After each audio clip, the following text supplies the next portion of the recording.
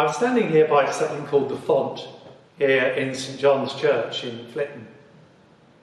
First thing I want you to notice is exactly where the font is. It's right next to the main door of the church. And the reason for that is that the font is used for something called a christening. You may have seen it happen perhaps with a baby or indeed with an adult, where water is poured upon somebody as a sign of the beginning of their journey with God. And coming into the church was an image of beginning that journey. You made your way in through the door, and the further you came into the church, the further on you were, in a sense, in your journey with God. So the font and christening comes right at the beginning. It is the start of the Christian journey. The other thing you might notice is what the font looks like. Most of you will have something a little bit like this in your home. It won't be quite so grand, it probably won't be quite this shape. But does it remind you perhaps of a bath? Well, if it does, that's not really surprising, because one of the purposes of the font, in a way, is to give a bath to the person coming to be christened. In the old days, this font would have been filled right to the brim, and the water would have been freezing cold. Most of the christenings at the time were of very young babies, and the baby would be taken by the vicar, plunged right under the water, and brought out again. It was meant to give that sense of the beginning of a new life coming up out of the water. Hardly surprising that most of the babies cried their heads off when it happened to them. I think I would be inclined to do the same. So if christening is a bit like taking a bath in this font, what sort of bath is it? Well, most of us don't need to be washed on the outside. By and large, everybody around here probably does that fairly regularly. But in a way, what christening represents is being washed on the inside. It means deliberately getting rid of things that we know are not right, or things that may not be pleasing to God.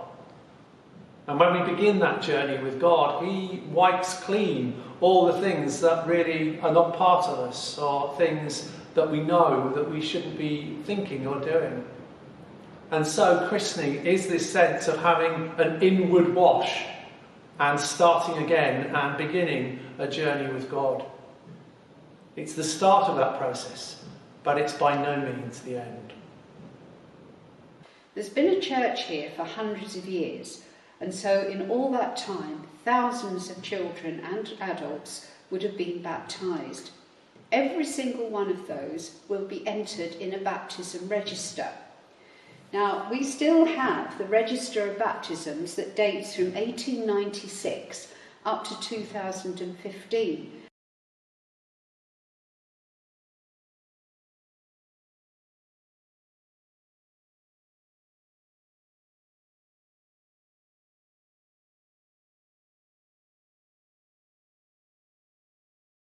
And it's a really interesting book. One of the really interesting things about it is that each parent, their work or their occupation is written down, so we know exactly what everybody was doing. But there are some very unusual entries. One of the entries from 1902 is of the Goddard family, when 4 boys were all baptised on the same day. Now their father, Mr. Goddard, his occupation is a lighthouse keeper.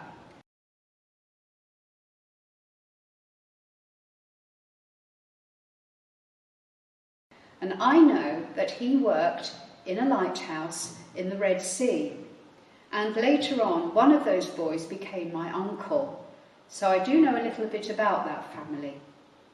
There's another really good entry a year later in 1903 of the Osborne family.